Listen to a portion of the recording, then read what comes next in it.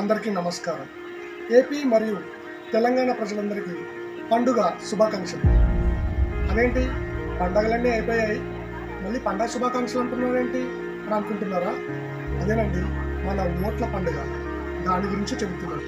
ముఖ్యంగా చెప్పేది ఏంటంటే, నేను పవన్ కళ్యాణ్ అభిమానిని కాదు, ఆయన చేసే మంచి పనికి అభిమాని అయ్యాను. ఆయన చేస్తానన్న అభివృద్ధికి అభిమాని అయ్యాను. ఆయన పడే తపనకు అభిమానినయ్యాను.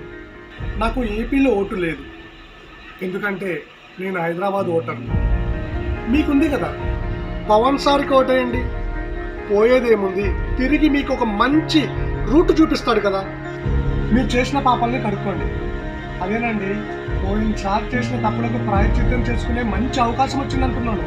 పవన్ కళ్యాణ్ గారిని గెలిపించి పిఠాపురానికి పట్టం కట్టండి. మిమ్మల్ని 5 ఏళ్లుగా పట్టి పీడిస్తున్న వాళ్ళ భరతం పడతాడు. జై జనసేన, సదా మీ సేవలో మీ RDS జన.